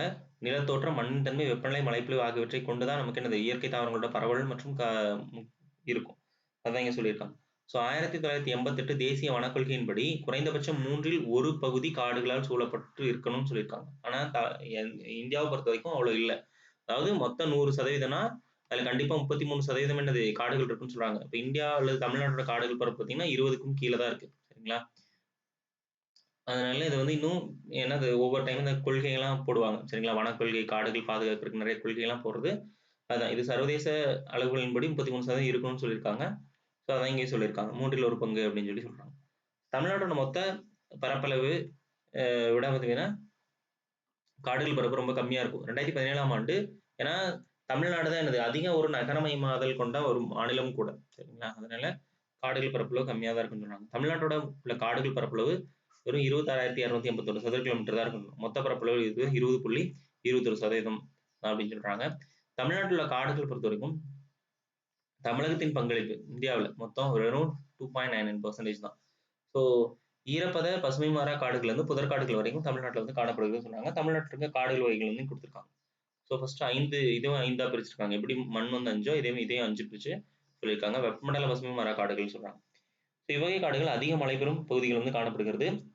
அடர்ந்த மரக்கிளை இதெல்லாம் தேவையில்லை கீழே வந்து திருநெல்வேலி, கன்னியாகுமரி, நீலகிரி, கோயம்புத்தூர் மாவட்டங்களில் மேற்கு தொடர்ச்சி மலையின் சரிவுகளை வந்து காணப்படுகிறது சொல்றாங்க. சரிங்களா? அதுக்கப்புறம் இங்க இருக்க காணப்படும் மரங்கள்லாம் பெருசா நமக்கு தேவையில்லை. சரிங்களா? எக்ஸாம் பாயிண்ட் ஆஃப் வியூல அதெல்லாம் தேவையில்லை. ஓகேங்களா? அடுத்தது இங்க வந்துருங்க. அரை பசுமை வகை காடுகளான உபாயன மண்டல காலநிலை நிலவும் கிழக்கு தொடர்ச்சி மலை பகுதியில் காணப்படுகிறது. சேர்வராயன் மலை, கொல்லிமலை, பச்சைமலை ஆகிய இவ்வகை காடுகள் காணப்படுகின்றன பகுதிகள் சொல்றாங்க. இந்திய மகோகனி, குரங்கு தேக்கு, உள்ளி காசியா, பலா, மாமரங்கள் ஆகியவை இப்பகுதியில் காணப்படும் மரங்கள் முக்கிய மரங்கள் சொல்றாங்க. சரிங்களா? இதெல்லாம் பெருசா எக்ஸாம் பாயிண்ட் தேவையில்லை. எங்கெங்க இருக்கு காடுகள் வந்து பரவியுள்ள இடம் என்ன, அதிக மழை பெறும் பகுதிகள் தான் இது இருக்கும். சரிங்களா? அது எல்லாத்துக்கும் தெரியும். அடுத்தது இங்க வந்துருங்க. மித வெப்பமண்டல காடுகள். இவ்வகை காடுகள் ஆனைமலை, நீலகிரி மற்றும் பழனி மலைகள்ல சுமார் 1000 மீட்டர் உயரமான பகுதிகளிலும் பள்ளத்தாக்குகளிலும் காணப்படுகிறது. இவ்வகை காடுகள் வந்து சோலஸ் எனவும் அழைக்கப்படுகிறது. சரிங்களா? இதான் இது வந்து கேட்டிருப்பாங்க. உள்ளூர் காடுகள் சொல்லுவாங்க அதுக்கு பேர். சோலஸ் அப்படின்னு சொல்லுவாங்க. இவ்வகை காடுகள் மரங்கள் பொதுவாக குறைந்த உயரத்துடன் பசுமையாக காணப்படுகின்றன. பொதுவாக நீலகிரி, சம்பா, வெளிலிச்சா, ரோஸ் ஆப்பிள் போன்ற மரங்கள். இந்த மரங்கள்லாம் தேவையில்லை பெருசா. சரிங்களா? இங்க வந்துருங்க அடுத்தது. வெப்பமண்டல இலையுதிர் காடுகள். வெப்பமண்டல இலையுதிர் காடுகள் பார்த்தீங்கன்னா இவ்வகை காடுகள் பசுமை மாறா காடுகள் அல்லது அரை பசுமை மாறா காடுகளின் விளிம்புகளில் காணப்படுகிறது. இக்காடுகள் உள்ள மரங்கள் கோடை பருவங்கள்ல தங்களது இலைகளை உதிர்த்து விடுகின்றன. ஸோ இக்காடுகள் மரங்கள் 30 மீட்டர் உயரம் வரையும் என்னது வளரக்கூடியது சொல்றாங்க. முக்கியமா அந்த மர வகைகள்லாம் பெருசா தேவையில்லை. ஓகேங்களா? அடுத்தது இக்காடுகள் காணப்படும் சில மரம் பொருளாதார முக்கியத்துவம் வாய்ந்தது சொல்றாங்க. சரிங்களா? எப்பவுமே வெப்பமண்டலம் இந்த இலையுதிர் காடுகள்லயே என்னதான்னா நமக்கு வந்து ஒரு அடர்த்தியான கட்டை மரங்கள் வந்து இருக்கும். சரிங்களா? பெரிய மரங்களா இருக்கும். ஸோ வந்து நமக்கு பொருளாதார முக்கியத்துவம் வாய்ந்ததா இருக்கும். சரிங்களா? அதான் சொல்லியிருக்காங்க. அடுத்து மாங்குரோவ் காடுகள். சதுப்பு நில காடுகள் அல்லது மாங்குரோவ் காடுகள் தான் நமக்கு தெரியும். இது வந்து கடலோர பகுதிகளில் ஆற்றின் டெல்டா பகுதிகளும் தீவுகளிலும் தீவுகளோட கடைப்பகுதிகளும் மற்றும் ஆற்று முகத்துவாரங்களில் காணப்படுகிறது. பொதுவாக இத்தாவரங்கள் பின்னாடி பார்க்கலாம். இது பத்தி இந்த பாயிண்ட் ரொம்ப முக்கியம் இல்லை. சரிங்களா?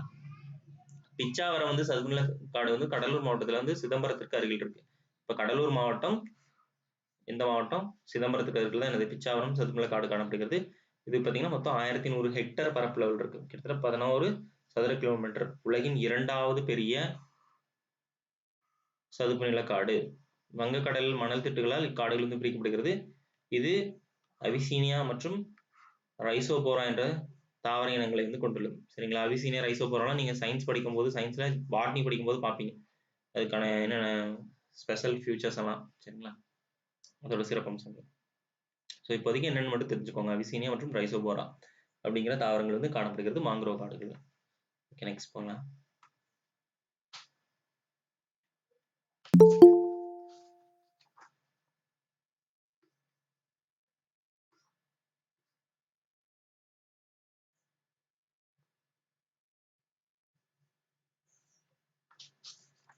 ஓகே, அடுத்தது. ஸோ இந்த பொறுத்த வரைக்கும் பசுமையானதாகவும் மிக உயரம் உறைந்ததாகவும் தோல் போன்ற இலைகளுடன் காணப்படுகிறது. ஸோ ஏன்னா அதிகமான ஈரமாகவே இருந்துட்டு இருக்கனால தோல் போன்ற இலைகள் வந்து இருக்குன்னு சொல்லுவாங்க. சரிங்களா?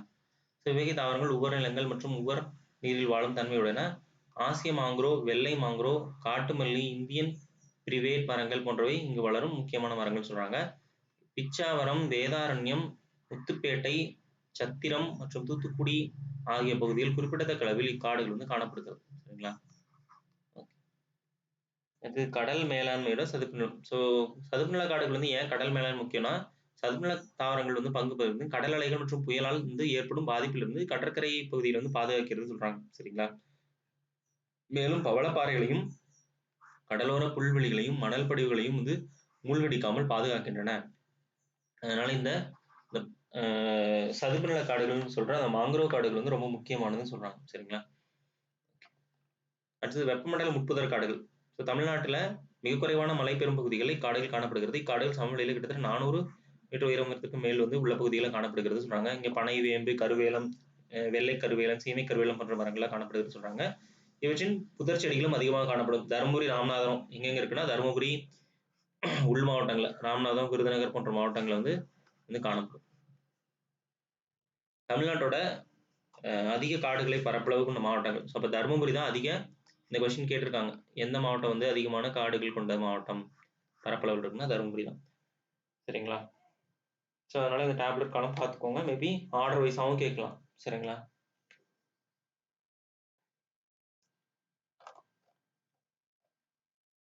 அடுத்தது வன உயிரினங்கள். தமிழ்நாட்டை பொறுத்த வரைக்கும் காடுகளில் வாழும் விலங்குகள் மற்றும் பறவைகள் வனவிலங்குகள் என்கிறோம். பல்வேறு வகையான வனவிலங்குகள், பறவைகள், ஊர்வன மற்றும் தமிழ்நாட்டில் வந்து இருக்கு. யானைகள், காட்டெருமைகள், புலிகள், மான்கள் மற்றும் குரங்குகள் இக்காடுகள் ஒரு சிறந்த அடைக்கலமாக இருக்குன்னு சொல்றாங்க. கீழே வந்து 3 உயிர்கோள பெட்டகம் வந்து சொல்லியிருக்காங்க. அதுக்கு முன்னாடி பார்த்தீங்கன்னா வனவிலங்குகளை பாதுகாக்க பல்வேறு வனவிலங்கு சரணாலயம் மற்றும் தேசிய பூங்காக்கள் இருக்கு. தமிழ்நாடை பொறுத்த வரைக்கும் இது ரொம்ப முக்கியம். சரிங்களா? தமிழ்நாட்டின் உயிர்கோள பெட்டகம் 3 இருக்கு. நீலகிரி உயிர்கோள பெட்டகம், மன்னார் வளைகுடா மற்றும் அகத்தியர் மலை அப்படின்னு சொல்லலாம். சரிங்களா? இது வந்து மன்னார் வளைகுடா பொறுத்த வரைக்கும் இது இந்த கடல் பசு பாதுகாப்புன்னு சொல்லுவாங்க. ரொம்ப ஃபேமஸான ஒண்ணு. சரிங்களா? இங்க வந்து மாறுபட்ட காலநிலை, நிலையமைப்புகள் மற்றும் பல்வேறு வளங்கள் ஆகியவை கொண்ட மாநிலமாக தமிழ்நாடு திகழ்கிறது. இதனால் இந்தியாவில் தமிழ்நாடு தனித்துவம் பெற்ற மாநிலமாகவும் திகழ்கிறது சொல்றாங்க. இருக்கின்ற வளங்களை சிக்கனமாக பயன்படுத்தினால் இந்திய மாநிலம் தமிழ்நாடு முதன்மையாக திகழும் சொல்றாங்க. நமக்கு தெரியும் இயற்கை பேரிடர். அடுத்தது பேரிடர்கள் வந்துட்டாங்க. சரிங்களா? உயிர்களும் உடைமைகளுக்கும் இயற்கையினால் ஏற்படும் பேரழிவு தான் பேரிடர் சொல்றோம். சரிங்களா? பேரிடர்னா என்ன? அதுக்கு டெஃபினேஷன் கொடுத்துருக்காங்க. ஐக்கிய நாடு சபையின் அபாய நேர்வு குறைப்பு அமைப்பு UNDRR, அதாவது United national disaster risk reduction சொல்லுவாங்க. கூற்றுப்படி அபாய குறைப்பு என்பது பேரிடருக்கான காரணங்களை முறையாக கண்டறிந்து பேரிடரின் போது அதன் தாக்கங்களை குறைப்பது சொல்றாங்க. ஸோ நம்ம ஒரு இப்போ வெள்ளம் வருது அப்படின்னா அதுக்கு முன்னாடி என்ன பண்ணணும் அப்படிங்கிற அந்த முன்னெச்சரிக்கை நடவடிக்கைகள் தான். இப்போ மழைக்காலம் ஏற்படுதுன்னா தாழ்வான பகுதிகளுக்கெல்லாம் மக்கள் இது பண்ணாம அவங்களை பாதுகாக்கிறது, இந்த மாதிரி விஷயங்கள்லாம் பண்றதா அந்த முன்னெச்சரிக்கை நடவடிக்கை தான் அதுக்கு தான் சொல்லியிருக்காங்க. சரிங்களா? ஸோ எக்ஸாம் பாடவில் என்னவோ அதை மட்டும் நம்ம பார்த்துக்கலாம். சரிங்களா? இது இடர் உண்டாக்கும் இடங்களை தவிர்த்தல், மக்களின் உயிர் மற்றும் உடைமைகளை பாதுகாப்பினை குறைப்பது, நில மேலாண்மை, சூழ்நிலை மேலாண்மை, எதிர் விளைவுகள் குறித்து தயார் நிலை மற்றும் எச்சரிக்கை போன்றவற்றை உள்ளடக்கியது சொல்றாங்க. தமிழ்நாட்டில் நிகழும் பல்வேறு பேரிடர்கள் பற்றியும் பேரிடரின் போது பேரிடருக்கு முன்னும் பின்னும் தேவையான நடவடிக்கைகள் பற்றியும் பார்க்கலாம்னு சொல்லியிருக்காங்க. சரிங்களா? முக்கியமா என்னென்ன பேரிடர் ஏற்படுது அப்படிங்கிறத பத்தி இங்க பார்க்கலாம். ஸோ அடுத்து பார்த்தீங்கன்னா இது இந்த வனவிலங்கு சரணாலயங்கள்லாம் எங்கெங்க இருக்கு அப்படிங்கிற இந்த மேப் வந்து கொடுத்துருக்காங்க. ஜஸ்ட் நீங்க படிக்கும்போது பார்த்துக்கோங்க.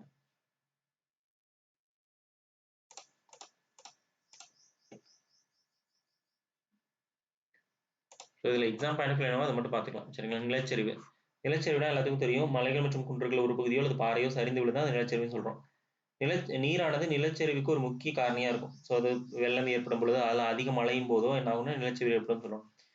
தமிழ்நாட்டுல முக்கியமா பார்த்தீங்கன்னா, நீலகிரி. நீலகிரி தான் வந்து பார்த்தீங்கன்னா, நிலச்சரிவினால் அதிகமாக பாதிக்கப்படும் பகுதி. சரிங்களா? ஸோ பெரும் அச்சுறுத்தலுக்குள்ளாகும் பகுதியாகும். கோயம்புத்தூர், திண்டுக்கல் மாவட்டங்கள் உள்ள பழனி மலை அமைந்துள்ள கொடைக்கானலும் நிலச்சரிவுக்கு உள்ளதா. நம்ம இதெல்லாம் நியூஸ்ல கேட்கறதா நிலச்சரிவு எங்கே ஏற்படுங்கிறது. அபாய குறைப்பெல்லாம் நமக்கு இதெல்லாம் தேவையில்லை. எக்ஸாம் பாயிண்ட்ல பெருசா தேவையில்லை. நீங்க ஜஸ்ட் ரீட் பண்ணிக்கோங்க. சரிங்களா? என்ன பண்ணணும்னா, தயார் நிலையில் இருக்கணும். அன்றாட செய்திகளை வந்து கேட்கணும். அதே மாதிரி வழக்கத்திற்கு மாறான சிதைந்த பொருட்கள் வந்து உடைந்த மரங்கள் வந்து கூழாங்கற்கள் நகர்வுகளை வந்து கவனித்தல் இந்த மாதிரி விஷயங்கள்லாம் நமக்கு தேவை சொல்லியிருப்பாங்க. சரிங்களா? நிலச்சரிவுக்கு பின் என்ன செய்யணும்? நிலச்சரிவு நிகழ்ந்த இடத்திற்கு அப்பால் வந்து இருக்கணும். உள்ளூர் வானொலி, தொலைக்காட்சி இதெல்லாம் கேட்கணும்பாங்க. செய்திகளை கேட்ட நிலச்சரிவுக்கு பின் வந்து வெள்ளப்பெருக்கு ஏற்பட வாய்ப்பு இருப்பதால் வெள்ளம் அல்லது கழிவுகளின் நகர்வு ஆகியவற்றை கவனித்தல், நேரடியாக நிலச்சரிவு பகுதியில் செல்லாமல் காயம்பட்ட அல்லது சரிவில் சிக்கியவர்களை மீட்டல் இதெல்லாம் செய்யணும்னு சொல்றாங்க. ஸோ இதெல்லாம் நமக்கு பெருசா எக்ஸாம் பேட்டர்ல தேவையில்லை. சரிங்களா? வெள்ளப்பெருக்கு தமிழ்நாட்டின் வட கிழக்கு பருவக்காற்று காலங்கள்ல வெள்ளப்பெருக்கு பொதுவாக காணப்படுது. ஸோ இப்போ நம்ம பெரிய ஒரு டிசாஸ்டர் வந்து பார்த்தோம். ஸோ தென் மாவட்டங்களிலும் சரி, சென்னையிலும் சரி. சரிங்களா? அது மாதிரி அதே மாதிரி இதுக்கும் சொல்லியிருக்காங்க. அபாய குறைப்பு நடவடிக்கைக்கு முன் என்ன பண்ணும்? வெள்ளத்தின் போது என்ன பண்ணும்? அப்படிங்கிறதெல்லாம். சரிங்களா? ஸோ இதெல்லாம் நீங்க தெரிஞ்சுக்கிறதுக்காக ரீட் பண்ணிக்கோங்க. ஆனால் எக்ஸாம் பாயிண்ட் ஆஃப் வியூ இதெல்லாம் நமக்கு பெருசா தேவையில்லை. அடுத்தது புயல். புயலும் அப்படிதான். வடகிழக்கு பருவக்காற்று காலங்கள்ல வங்காளக்கடல்ல உருவாகும் சூறாவளிகள் தமிழகத்தின் கடற்கரையோரங்களை வந்து தாக்குகிறது சொல்றாங்க. இதனால வெள்ளப்பெருக்கு, உயிர் சேதம் இதெல்லாம் ஏற்படும்னு சொல்லியிருக்காங்க.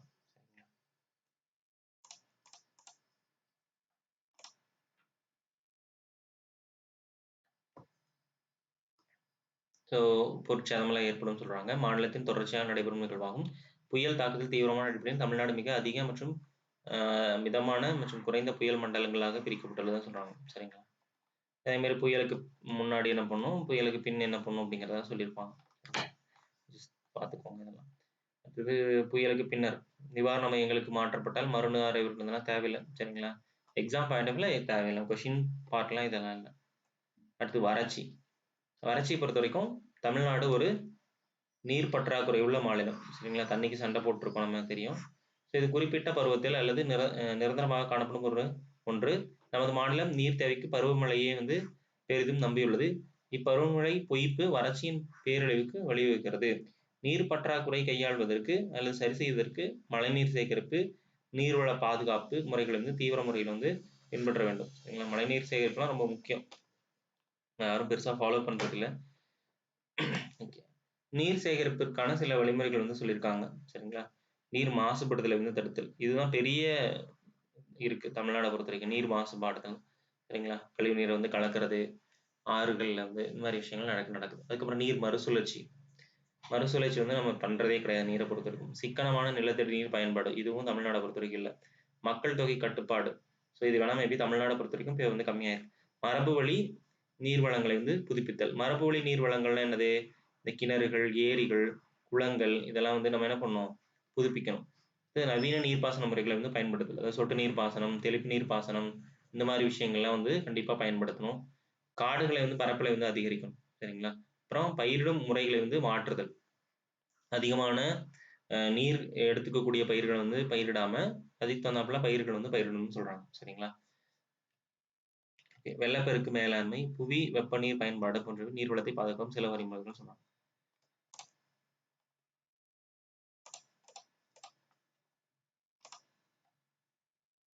அது தீ விபத்து. சரிங்களா? தமிழ்நாடு வந்து ஒரு வெப்பமண்டல மாநிலமா இருக்கனால கோடை காலங்கள்ல அதிக வெப்பம் காரணமாக இலையுதிர் மற்றும் புதர் காடுகள்ல வந்து காட்டுத்தீ வந்து ஏற்படுதுன்னு சொல்றாங்க. ஸோ அந்த அதுக்கு அபாய குறைப்பு. எளிதில் வந்து தீப்பற்றக்கூடிய தாவரங்கள் மற்றும் பொருட்கள் வந்து பொதுவாக இடைவெளி விட்டு 30 அடி தூரம் குடியிருப்புலேருந்து ஏற்படுதல் இந்த மாதிரிலாம் சொல்லியிருக்காங்க. சரிங்களா? அதெல்லாம் எக்ஸாம் பாயிண்ட்ல அல்லது கொஸ்டின் பார்ட்லாம் பெருசா தேவையில்லை. நீங்க ஜஸ்ட் சும்மா ரீட் பண்ணிக்கோங்க. சுனாமி பொறுத்தவரைக்கும் இந்தியாவில் சுனாமி என்பது பொதுவானதாக இல்லை. 2004 ஆம் ஆண்டு சுனாமி நிகழ்வு தான் இந்தியாவை மற்றும் தமிழ்நாட்டையும் எச்சரித்திருக்கிறதுன்னு சொல்றாங்க. சரிங்களா?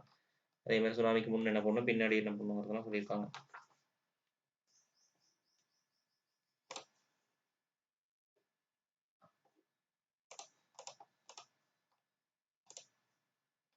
எல்லாமே சொல்லுவாங்க. நில அதிர்வு, நிலநடுக்கம் அல்லது நில அதிர்வுன்னு நம்ம சொல்லுவோம்ல அது. இந்தியா நாடு பார்த்தீங்கன்னா பறந்து விரிந்ததுக்கு பொதுவாக வட இந்தியா மற்றும் தென் மத்திய இந்தியா பகுதியில் அபாய தன்மை கொண்ட மண்டலமாக இருக்கு. மிதமான அபாய தன்மை கொண்ட மண்டலமாக தமிழ்நாடு இருக்கு. தமிழ்நாடு பொறுத்தவரைக்கும் பெருசா பாதிப்பு கிடையாது. இருந்தாலும் மிதமான கோயம்புத்தூர்லாம் பார்த்தீங்கன்னா மிதமான இந்த நிலநடுக்கம் ஏற்படக்கூடிய மண்டலங்கள் இருக்கு. இதே மாதிரி இதோட அபாய குறைப்பு பண்றது அப்படின்னு சொல்லியிருக்காங்க. சரிங்களா? அது மாநிலத்தின் பேரிடர் மேலாண்மை ஆணையத்தின் கீழ்கண்ட மீட்பு படை மற்றும் அமைப்புகள் இணைந்து செயல்படுகின்றன அப்படின்னு சொல்லி சொல்றாங்க. இதெல்லாம் வந்து இது வந்து நமக்கு ஜஸ்ட் தெரிஞ்சுக்கலாம். பேரிடர் மேலாண்மை பத்தி இருக்க ஒரு டாபிக்ல பேரிடர் மேலாண்மை ஆணையத்தின் தலைவர் எப்பவுமே முதலமைச்சராக இருப்பார் மாநிலத்தை பொறுத்த வரைக்கும். அதே மாதிரி மாவட்டத்தை பொறுத்த வரைக்கும் மாவட்ட ஆட்சியர் வந்து இருப்பார். சரிங்களா? அப்புறம் இவங்கெல்லாம் வந்து இணைந்து செயல்படுவாங்க. இதுதான் முக்கியம். சரிங்களா? யார் வந்து தலைவராக இருப்பாங்க? மாநிலத்தை பொறுத்த வரைக்கும் தலைவராகவும் முதல்வர் இருப்பாரு. மாவட்டத்தை பொறுத்த வரைக்கும் மாவட்ட ஆட்சியர் வந்து இருப்பார். சரிங்களா? ஸோ பேரிடர் மேலாண்மை துறை, அதாவது வருவாய் மற்றும் பேரிடர் மேலாண்மை துறைன்னு இப்போ பேர் மாத்திருக்காங்க. ரீசெண்டா போன ஆட்சியில வந்து பேர் மாற்றம் செஞ்சாங்க. வருவாய்த்துறையை வந்து வருவாய் மற்றும் பேரிடர் மேலாண்மை துறைனே பேர் மாத்திருக்காங்க. ஓகேங்களா? நீங்க ரெவென்யூல எல்லாம் போனீங்கன்னா கண்டிப்பா நீங்க வந்து பேரிடர் காலங்கள்ல வேலை செய்யற மாதிரி இருக்கும். ஸோ அதுதான் அதோட மீனிங்.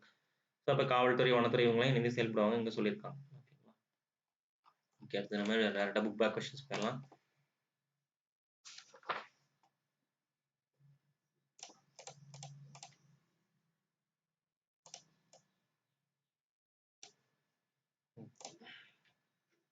தமிழ்நாட்டின் அச்சப்பரவல் எதுனா 8 டிகிரி 4 வட முதல் 13 டிகிரி 35 வட அச்சம் வரையிலும் வந்து இருக்கு. சரிங்களா? ஸோ அதுதான் ஓகே. அடுத்து தமிழ்நாட்டின் தீர்க்க பரவல், அச்சப்பரவல் வேற தீர்க்க பரவல் வேற. இது வந்து பார்த்தீங்கன்னா 76 டிகிரி 18 கிழக்கு முதல் 80 டிகிரி 20 கிழக்கு தீர்க்கம் வரையிலும் பரவியுள்ளது. சரிங்களா? இது தமிழ்நாட்டில் மிக உயரமான சிகரம் எல்லாத்துக்கும் தெரிஞ்சதா தொட்டபெட்டா. சரிங்களா? கீழ்கண்டவற்றில் தமிழ்நாட்டின் மேற்கு தொடர்ச்சி மலையில் அமைந்துள்ள அமையாத கணவாய். சரிங்களா? மேற்கு தொடர்ச்சி மலையில் அமையாத கணவாய் எதுன்னு பார்த்தீங்கன்னா பாலக்காடு, செங்கோட்டை, அச்சன் கோயில் எல்லாம் அமைந்த கணவாய்கள் தான். இந்த போர்க்காட் கணவாய் மட்டும் என்னதுன்னா அமையாத கணவாய். சரிங்களா?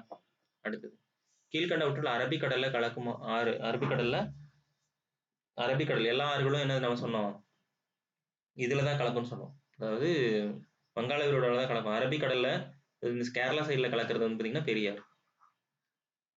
அடுத்து தமிழ்நாட்டில் அதிக அளவில் மாங்குரோவ் காடுகள் காணப்படும் மாவட்டம் எதுனா கடலூர். பின்னடையும் பருவக்காற்று டேஸ்ல இருந்து ஈரப்பதத்தை வந்து எடுத்துக்கொள்கிறதுனா வங்கக்கடல்ல. கீழ்கண்டவற்றில் மண்ணரிப்பினால் அதிக அளவில் பாதிக்கப்படும் மாவட்டம்.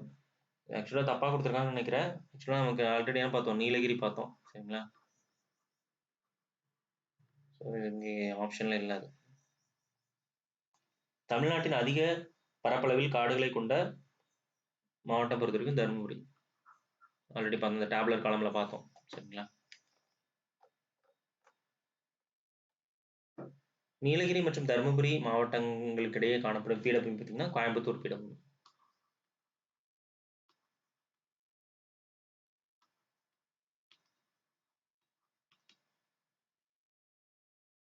அது கிழக்கு தொடர்ச்சி மலையின் தென் பகுதியில் உள்ள உயரமான சிகரம் இது பார்த்தீங்கன்னா சோலைக்கரடு.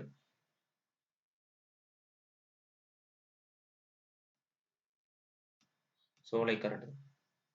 ஆற்றுத்தீவான ஸ்ரீரங்கம், கொள்ளிடம் மற்றும் காவிரி ஆறுகள் இடையே இருக்கு. சரிங்களா?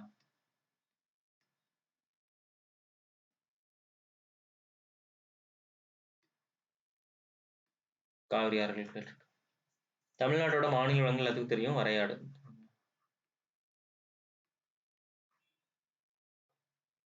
இது குளிர்காலம் பொறுத்த வரைக்கும் டிசம்பர், பிப்ரவரி.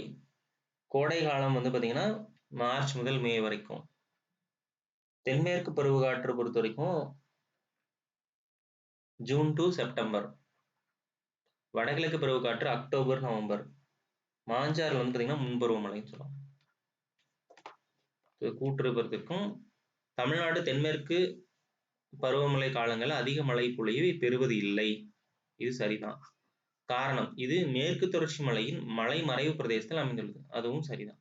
அப்ப கூட்டு